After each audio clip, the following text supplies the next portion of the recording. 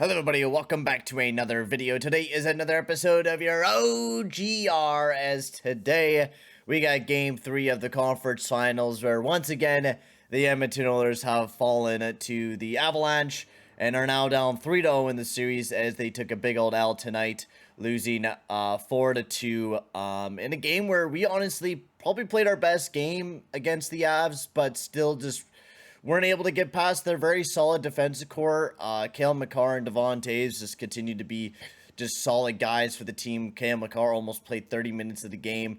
Brian was amazing. Just a lot of, good defensemen there in Colorado. It's a tough team to beat. Pure and simple, it really is a tough team to defeat for the Edmonton Oilers. And we're now almost going to get swept in this series, as you guys already seen. I shaved the beard, probably still a little stubble. There might be still a little few hairs I was already seeing because of the fact that it was so goddamn thick. There were so many hairs that it was very much of a challenge to shave this beard because I've grown it out that much, because usually the Edmonton Oilers never make it this far, or it's only 1 month during November. So honestly, this has been a lot of fun. I know I'm going to talk about how this team has already been eliminated, but we got tomorrow's game coming, and yeah, maybe we can pull a reverse sweep. And I love the Oilers fans that are really staying optimistic, but there's not very many teams that come back from a 3-0 series deficit. Not very many teams. And I know there's people like, oh, there's multiple teams that have won 4 in a row. But yeah, there's been in situations where like, oh, we won 4 in a row against the Flames, but yeah, we only lost 1 game. So it was like, yeah, if we lost one of these games, it's not like it's going to be the ending for us. We had to have 4 flawless games where we got to play really well defensively, have Mike Smith not make any falters, and we got to bring our best offensive game. To be honest with you, it is basically a 0% chance that we're going to be able to do this against the Avalanche. Sure, maybe if we were going up against the Leafs, maybe I'd be like, yeah, we have a chance here, but we're going up against the Avs, who the Avs look like they want to win the Cup this year, and they just want to shut us down easily, and that's what they're here to do. They're here for business, and we've been seeing that all series long with, some of their dirty plays that they continue to do, like McKinnon fucking slew footing Draisaitl and going after his ankles, which we've been seeing all series long. But there's tons to divulge into this series and in this game here. So before we get into this game, I'd like to just say, if you're new to the channel, make sure to smack that subscribe button and hit that like button as well. So let's get into this one here for the Edmonton Oilers, as they had a pretty good game. I do give them that. I was watching this at work, so I wasn't able to watch all of it. I didn't mind the first period. It seemed like we were bringing that intensity, bringing that physicality. The second period, I didn't think we did not do that bad either. We were off to a good start, but then there was a lot of times for this game where we just had a moment of time where we just didn't do anything for long periods of time. And we even did that going into like the third period, where for the first like 10 minutes of the period, we weren't doing anything. We got the goal from Ryan McLeod, and then we ended up just not doing anything the rest of the way up until, when it was really time to do something. When the Avalanche scored a goal, it was like, all right, this is really the time to start trying. We really got to go and get a goal right now. And it didn't see that urgency from this team, That's the biggest thing I want to talk about, is the urgency from this team. It seemed like we had that urgency in the first round. We had that urgency in the second round. We're down 2-0 in the series in a pivotal game, and I don't see that urgency. It was a little bit of urgency where we definitely were outplaying the Avs this game, but I didn't see the major urgency of that killer instinct, wanting to go out there and finish them off. You wanted to just kill the Avalanche in this game, right? That's what we should have been looking like we wanted to do, but we didn't. We didn't bring that type of game into this one, and we just didn't bring it. We were also very undisciplined. Evander Kane took a very bad penalty to, start off the game as well. People might say, maybe it wasn't, but it was, or that Kadri embellished it. You look at the play, I don't think there was any embellishment there. That's just the type of play where, yeah, Kane might have been falling and kind of just shoved into him, but you can't be doing that type of hit. When a guy's going to the boards and you push him far away from the boards and he goes crashing into it, it's going to be an automatic penalty. We all know that. We've seen that hit multiple times over and over and over again. Usually that either gets a suspension or a misconduct during the game. And surprisingly, Vander Kane didn't get kicked out, but he did get a 5-minute penalty which, really screwed us, right? Like, we get a goal right off the get-go, which Connor McDavid scored an absolute fucking beauty, shooting it right through the 5-hole of Frank Coons, absolutely rifling it right past him. It was a beautiful goal to start off the game, and it was a great job by Hyman to keep the puck in the zone as well, which was awesome. But then, like, 30 seconds later, Kane fucking takes a stupid hit on Nazem Kadri, which does put him out of the series, but like, why do that, Kane? Like, you're putting us in a fucking stupid situation where now we're having to kill off a 5-minute power play after just scoring a goal. Like, we're shooting ourselves in the foot. Like, we're going up against one of the most, the team that has drawn the most penalties in the entire league. So, of course, the refs like them. And we are one of them, not very disciplined teams, especially when you have Cassian on your team. You got Kane. You got some very undisciplined players, and it ended up, shooting us in the foot once again. At least we were able to kill off every power play that we took, but my fuck, 5 power plays for the Avs, man. 5 power plays for them. I mean, exclude the last one, so 4 power plays against us to the 2 that we got, which is just an absolute joke to me, in my opinion, because there was tons of calls that should have been called for us as well. We should have had a decent amount of power plays on us as well, but, it is what it is. These refs are fucking, they're ridiculous sometimes, man. Quite honestly, this series has been a tough one for an Edmonton Oilers fan to watch, because definitely, this team has not been playing very good. We're going up against a team that's just 10 times better than us, and it's very, very hard to watch that. Like, you're watching the team play, and you know that the team can play better than the Edmonton Oilers, but they're not bringing it, and they seem like they're just getting outbeaten by a team that's just 100 times better than what we are, and that's just obvious. The Avs are miles ahead better than what the Oilers are right now, exposing every weakness, and especially one thing is our rush defense.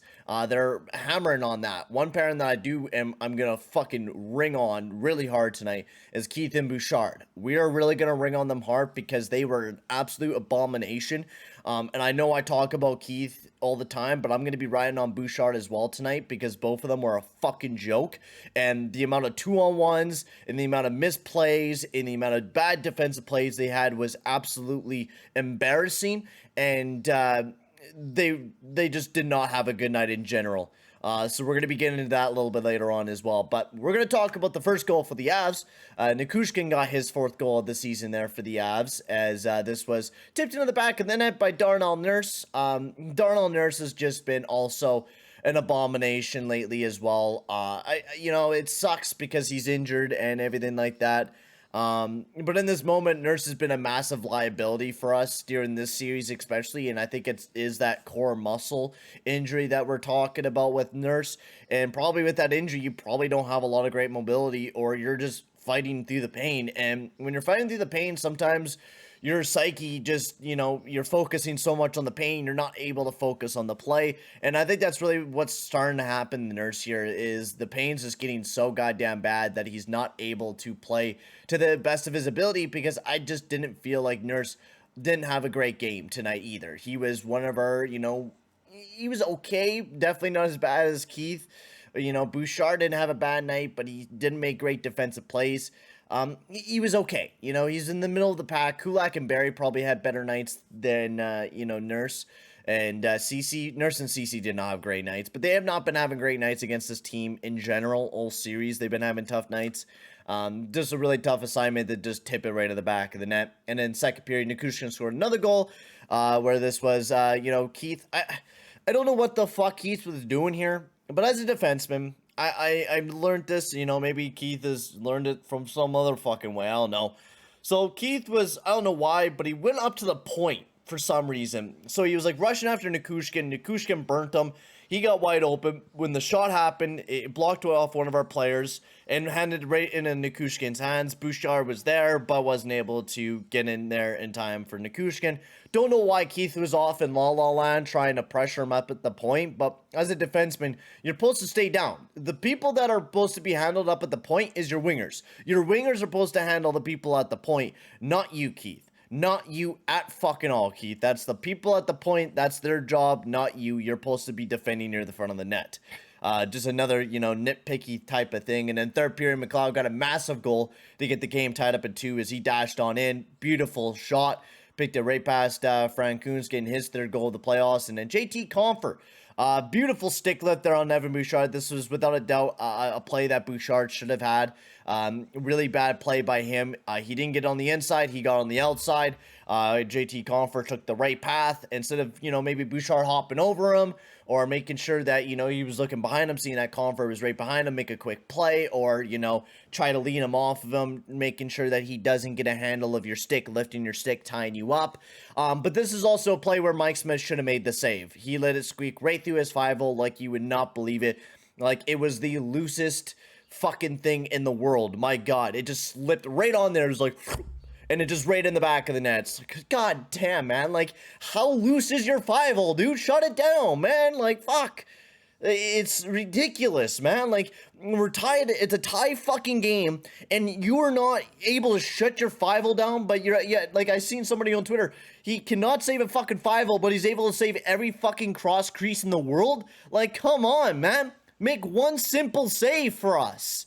And then Mikko Rantanen gets the empty netter, and that's it for the series. That basically is it for the series.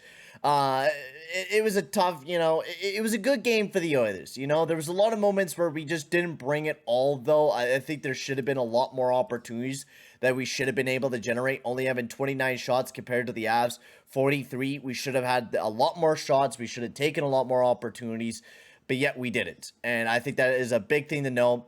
And for Zach Kassian being up on the top line, which also, I don't know what the fuck Jay Woodcroft was doing. I did like how he take Archibald out of the lineup and put him alone and did the 11-7, which I did like.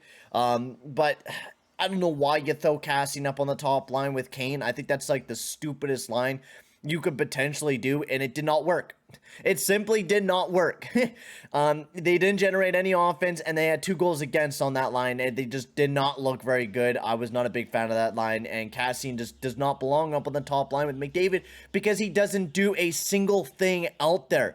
These are just panic moves, and Kassian does not belong on the top line. When you lose Yamamoto, you do not throw Kassian up on the top line. There's better players to throw up there instead of fucking Kassian. It is an absolute joke that we're even talking about this, that we had to throw Kassian up on the top line. It's a joke. People could say, yeah, he brought some energy, but look what the energy brought us. It brought us a fucking L, man. I hate these fucking people who think hits win you games. They don't.